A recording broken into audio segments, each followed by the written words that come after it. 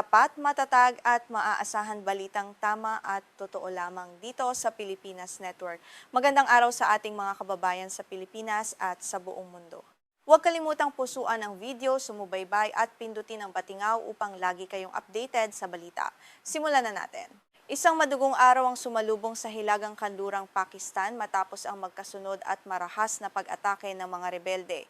Ayon sa mga ulat, hindi bababa sa 3 pulis ang patay habang mahigit 20 ang sugatan. Ang mga insidenteng ito ay naganap sa loob lamang ng ilang oras sa magkaibang lugar na nagdulot ng matinding takot sa mga residente at nagpapakita ng lumalalang bansa ng terorismo sa rehiyon. Ang unang pag-atake ay naganap sa bulubunduking distrito ng Upper Deer sa lalawigan ng Khyber Pakhtunkhwa. Isang konvoy ng mga tauhan ng seguridad ang tinambangan ng mga armadong grupo habang nagsasagawa ng kanilang regular na patrolya. Ayon kay Ibrahim Khan, isang opisyal ng lokal na pulisya, mabilis na pinaulanan ng bala ng mga rebelde ang mga sasakyan ng pamahalaan na nagresulta sa agarang pagkamatay ng 3 pulis. Hindi pa man nakakabangon ang mga otoridad mula sa unang trahedya, isang pangalawang pag-atake ang muling napaulat makalipas lamang ang ilang oras. Sa pagkakataong ito, isang suicide bomber ang nagmaneho ng isang sasakyang puno ng pampasabog at sumalpok sa isang himpilan ng pulisya sa lungsod ng Bano. Ang malakas na pagsabog ay nagdulot ng malawak na pinsala sa presinto at ikinasugat ng 5 iba pang pulis doon. Sa unang insidente sa Upper Deer, ipinaliwanag ng mga otoridad na naging mabilis ang pagganti ng mga puwersa ng pamahalaan. Matapos ang paunang pananambang, sumiklab ang isang matinding palitan ng putok sa pagitan ng mga sundalo at ng mga armadong rebelde. Bagamat kinumpirma ang bilangan ng mga nasugatang pulis na umabot sa 15, wala pang malinaw na ulat kung mayroong nasawi sa panig ng mga umatake sa sagupaan. Samantala sa lungsod naman ng Bano, ang pinsala ng suicide bombing ay inilalarawan ng mga saksi bilang napakatindi. Bahagyang nawasak ang istruktura ng presinto dahil sa lakas ng pagsabog ng sasakyan. Agad na dinala sa pinakamalapit na ospital ang 5 sugatang pulis upang magamot. Sa kabutihang palad, walang naitalang agarang nasawi sa loob ng himpilan, ngunit nananatiling kritikal ang ilan sa mga biktimang ito. Sa kasalukuyan, wala pang opisyal na grupo ang umaako ng responsibilidad sa dalawang magkahiwalay at madugong ataking ito. Gayunpaman, ang hinala ng militar at ng gobyerno ng Pakistan ay nakatutok sa grupong Tehrik-e-Taliban Pakistan o mas kilala bilang TTP. Ang grupong ito ay matagal nang nagsasagawa ng mga katulad na operasyon laban sa mga puwersa ng pamahalaan, partikular na sa mga lugar na malapit sa hangganan. Matagal nang inaakusahan ng Islamabad ang pamahalaan ng Afghanistan sa pagbibigay ng ligtas na kanlungan sa mga miyembro ng TTP. Ayon sa mga opisyal ng Pakistan, malayang nakakapag-organisa at nakakapaglunsad ng mga pag-atake ang mga rebeldeng ito dahil sa proteksyon na nakukuha nila sa kabilang panig ng hangganan. Ang isyong ito ay patuloy na nagiging mitsa ng tensyon sa pagitan ng dalawang magkapitbahay na bansa. Sa kabila ng mga seryosong akusasyong ito, mariing itinanggi ng pamahalaang pinamumunuan ng Taliban sa Kabul ang anumang pakikilahok o pagtulong sa mga rebelde. Ayon sa kanila, hindi nila pinahihintulutan ang paggamit ng kanilang teritoryo upang maglunsad ng terorismo laban sa ibang bansa. Maging ang pamunuan ng TTP ay nagpalabas din ng pahayag na nagpapasubali sa kanilang direktang kinalaman sa mga huling pag-atake. Ang lalawigan ng Khyber Pakhtunkhwa ay kilala bilang isa sa mga pinakamarahas na rehiyon sa Pakistan dahil sa lokasyon nito sa hangganan. Sa nakalipas na mga taon, muling sumigla ang mga operasyon ng mga militanteng grupo matapos ang pansamantalang kapayapaan. Ang pagtaas ng bilang ng mga pag-atake ay nagpapakita ng lumalalang hamon sa seguridad na kinakaharap ng kasalukuyang administrasyon sa pagpapanatili ng kapayapaan. Bilang tugon sa mga insidenteng ito, agad na nagpatupad ng mas mahigpit na mga hakbangin sa seguridad ang mga otoridad sa buong lalawigan. Nagtatag ng karagdagang mga checkpoint sa mga pangunahing kalsada at pinatindi ang pagpapatrolya ng militar. Ang mga hakbang na ito ay naglalayong pigilan ang anumang susunod na banta ng terorismo at upang maibalik ang kumpiyansa ng publiko sa kakayahan ng pamahalaan na magprotekta. Dahil sa magkasunod na karahasan, labis na takot at pangamba ngayon ang namamayani sa mga lokal na residente ng Upper Deer at Banu. Marami sa kanila ang nag-aalangan ng lumabas ng kanilang mga tahanan dahil sa takot na maipit sa posibleng sagupaan. Ang mga lokal na negosyo ay pansamantalang nagsara na lalong nagpapahirap sa pang-araw-araw na pamumuhay ng mga mamamayan na umaasa lamang sa kanilang arawang kita. Ayon sa mga eksperto sa geopolitika, ang patuloy na kawalan ng katatagan sa rehiyong ito ay may malalim na implikasyon sa buong Timog Asya. Ang hidwaan sa pagitan ng Pakistan at Afghanistan hinggil sa seguridad sa hangganan ay maaaring magpahina sa mga pagsisikap na labanan ang terorismo sa rehiyon. Kung hindi malulutas ang isyong ito sa pamamagitan ng diplomasya, nangangamba ang marami na lalong lalala ang krisis. Kung susuriin ang mga taktika ng mga rebelde, ang paggamit ng mga suicide car bomb at biglaang pananambang ay nagpapakita ng kanilang mataas na antas ng koordinasyon. Ang mga ganitong uri ng pag-atake ay idinisenyo upang magdulot ng pinakamataas na pinsala at takot sa mga puwersa ng seguridad. Ipinapakita rito na mayroon silang sapat na supply ng mga armas na patuloy na pumapasok sa kabila ng operasyon ng militar. Agad namang nagpahayag ng pagkondena ang iba't ibang bansa at mga pandaigdigang organisasyon sa naganap na karahasan. Binigyang diin ng komunidad ng daigdig ang kahalagahan ng pagkakaisa laban sa lahat ng anyo ng terorismo. Maraming bansa ang nag-abot ng pakikiramay sa mga pamilya ng mga nasawing pulis at nangakong susuportahan ang Pakistan sa kanilang laban upang mapanatili ang kapayapaan sa kanilang teritoryo. Upang mas maunawaan ang sitwasyon, mahalagang tingnan ang kasaysayan ng Tehrik-e-Taliban Pakistan o TTP. Itinatag noong taong 2007, ang TTP ay isang alyansa ng iba't ibang grupong militante na naglalayong ipatupad ang kanilang sariling bersyon ng batas ng Islam sa bansa. Bagamat may parehong ideolohiya sa Afghan Taliban, ang TTP ay may sariling pamunuan at nakatuon ang laban sa estado ng Pakistan. Bukod sa banta sa buhay ng mga mamamayan, ang ganitong mga kaguluhan ay may matinding epekto rin sa ekonomiya ng bansa. Ang Pakistan na kasalukuyang nakikipaglaban sa isang malubhang krisis sa ekonomiya ay nangangailangan ng mga dayuhang pamumuhunan. Gayunpaman, dahil sa kawalan ng katatagan ng seguridad, maraming dayuhang mamumuhunan ang nag-aatubili na maglagay ng kapital na lalong nagpapabagal sa pag-unlad. Sa mga nakalipas na dekada, naglunsad na ang militar ng Pakistan ng ilang malalaking operasyon upang lipulin ang mga kuta ng mga militante sa Hilagang Kanluran. Bagamat nagtagumpay ang mga operasyong ito na bawasan ang kakayahan ng mga rebelde, ang muling paglitaw ng mga pag-atake ay nagpapakita na hindi pa ganap na nabubura ang ugat ng terorismo. Kinakailangan ang mas pangmatagalang solusyon bukod sa puwersang militar. Isa sa mga pangunahing hamon na kinakaharap ng Pakistan ay ang pamamahala sa kanilang mahaba at bulubunduking hangganan na kilala bilang Durand Line. Ang hangganang ito ay napakahirap bantayan dahil sa heograpiya nito na nagpapahintulot sa mga rebelde na madaling makatawid ng hindi napapansin. Ang pagtatayo ng mga bakod sa hangganan ay patuloy na isinasagawa, ngunit nananatili pa rin ang mga butas na nagagamit ng TTP. Sa aspetong makatao, patuloy ang panalangin at suporta para sa mga sugatang opisyal na kasalukuyang nakikipaglaban para sa kanilang buhay sa mga pagamutan. Marami sa kanila ang nagtamo ng malulubhang pinsala mula sa mga shrapnel at bala. Ang sakripisyo ng mga pulis na ito ay nagpapaalala sa buong bansa ng mataas na halaga ng pagtatanggol sa kapayapaan laban sa mga nagnanais na maghasik ng kaguluhan sa lipunan.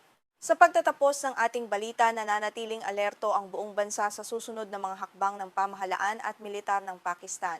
Habang patuloy ang investigasyon sa dalawang pag-atake, umaasa ang mamamayan na makakamit ang hustisya para sa mga biktima.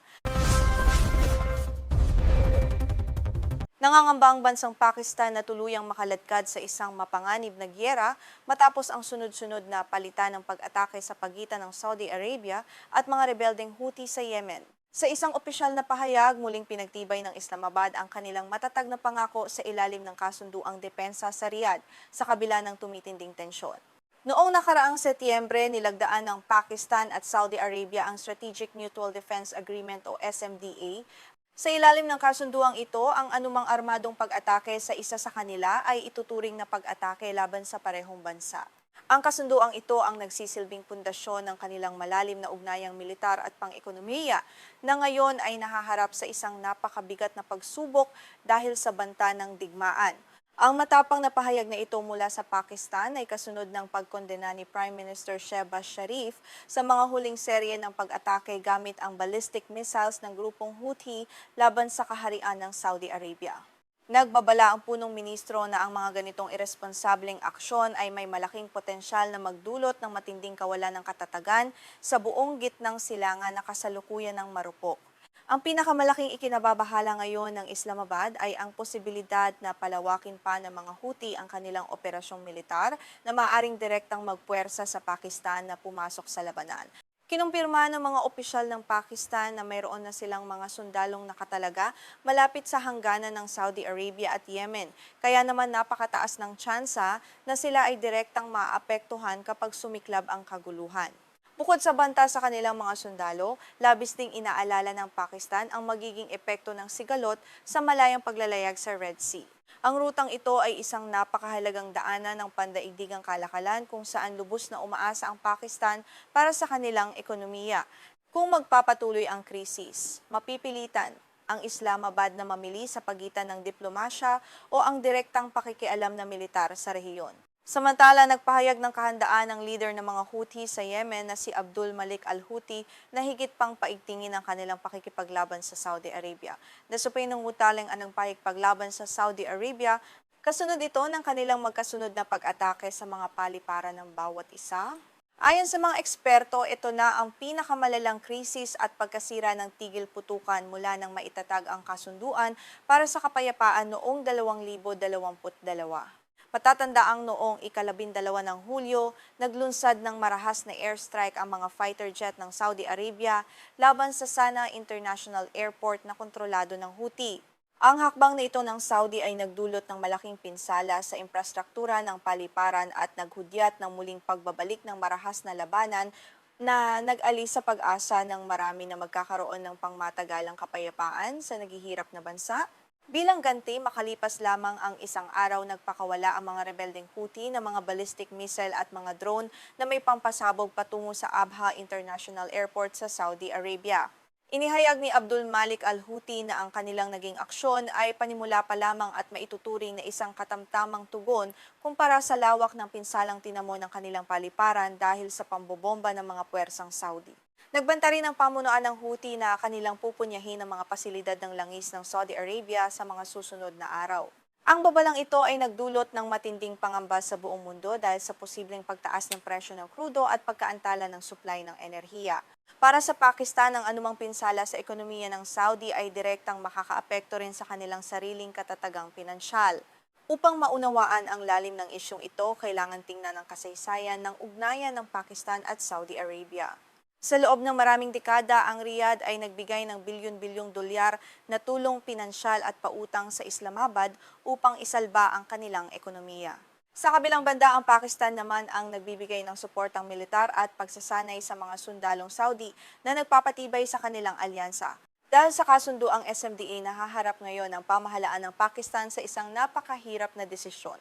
Kung hihilingin ng Saudi Arabia ang kanilang tulong militar sa ilalim ng kasunduan, hindi madaling makakatanggi ang Islamabad nang hindi isinasakripisyo ang kanilang relasyon sa pinakamalaking kaalyado. Ngunit ang pagpapadala ng tropa ay tiyak na magbubukas ng panibagong pinto ng kaguluhan sa kanilang sariling bansa. Isa pang aspeto na nagpapagulo sa sitwasyon ay ang relasyon ng Pakistan sa kalapit nitong bansa na Iran na kilalang sumusuporta sa mga rebeldeng Houthi. Kung makikialam sa panig ng Saudi ang Pakistan, maaari nitong maging kaaway ang Iran na may mahabang ibinahaging hangganan sa kanila. Ang delikadong balanseng diplomatikong ito ang pilit na pinangangalagaan ng mga pinuno sa Islamabad upang maiwasan ang giyera sa rehiyon. Sa loob mismo ng Pakistan, may mga umuusbong ng pagbatikos mula sa mga partidong oposisyon at mga mamamayan laban sa ideya ng pagpapadala ng mga sundalo sa ibang bansa. Marami ang naniniwala na dapat mag-focus ang militar sa pagpapanatili ng seguridad sa sarili nilang teritoryo, lalo na't nahaharap din sila sa banta ng terorismo sa kanilang hangganan sa Afghanistan at patuloy na krisis sa ekonomiya sa kasalukuyan.